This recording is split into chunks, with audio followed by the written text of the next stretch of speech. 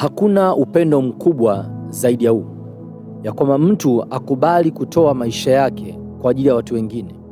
Mtu akubali kupoteza vyote ili kuwafanya wengine wawe na vyote.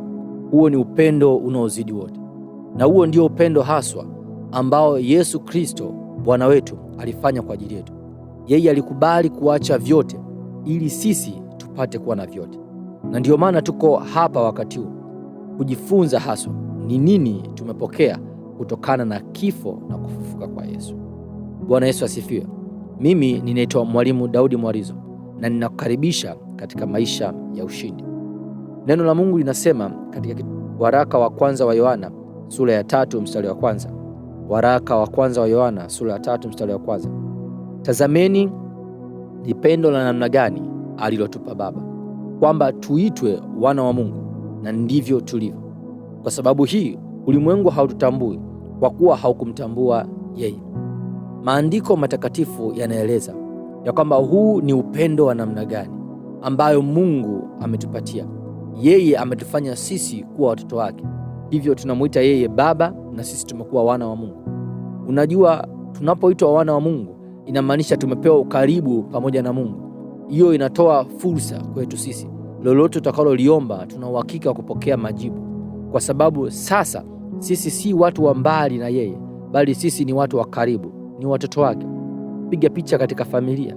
Mtoto ana haki fulani kwa mzazi wake, ana haki ya kumuomba jambo lolote anapokutana na changamoto na mzazi akamsikiliza, kwa sababu ni mtoto wake. Na vivyo hivyo kupitia kumwamini Yesu sisi tumefanyika wana wa Mungu. Huu ni upendo wa kipekee, ni upendo wa ajabu ambao hawezi kuelezeka. Kama tungekuwa na maneno ya kuelezea, basi nadhani tungekuwa na vitabu vingi vya kujaribu kuelezea upendo.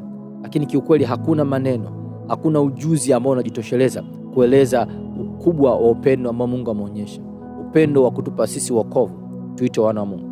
Na kwa sababu Mungu ameonyesha upendo kwetu sisi nasi tunao wajibu wa kurejesha upendo huo kwa namna moja au nyingine.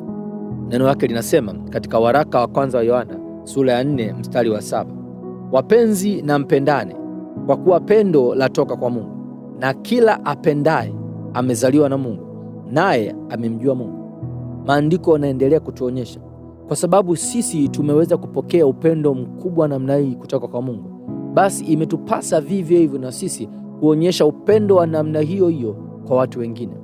Tunapoongelea kuonyesha upendo kwa watu wengine, tunaongelea kuhusu kukubali kuwa wepesi wa kusamehe, kuchukuliana na watu, kuvumiliana na watu, kuwapa watu kipaumbele, kukubali kusikiliza wanapokutana na changamoto, kuonyesha moyo wa huruma, kuonyesha kujali. Huo wote unatafsiriwa kama upendo. Neno linasema kwa sababu sisi tumependwa na Mungu namna hii, hata tukafanywa kuwa wana wa Mungu, na sisi lazima tuonyeshe huo upendo kwa watu wengine kwa kukubali kuchukuliana nao, kwa kukubali kuwa wepesi wa kusamehe, ili Mungu wetu akapate kuonekana kupitia maisha yetu.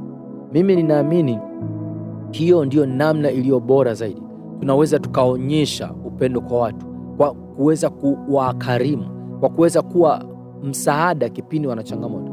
Na kupitia mambo haya tunayoyafanya, watu watauona upendo wa Mungu ndani yetu ambao utaleta utukufu kwa Mungu wetu. Mungu anatuwazia mawazo mazuri, ananiwazia mimi, anakuwazia wewe mawazo mazuri. Ndio maana anatufundisha neno lake, anatufundisha makusudio yake ili kwamba tupate faida.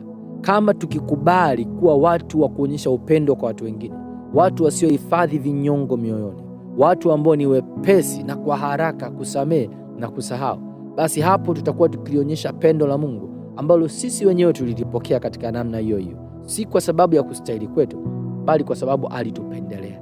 Wapendwa, kama sisi tumepokea upendo wa Mungu, basi tunao wajibu wa kuonyesha upendo huo kwa watu wote. Mungu akubariki.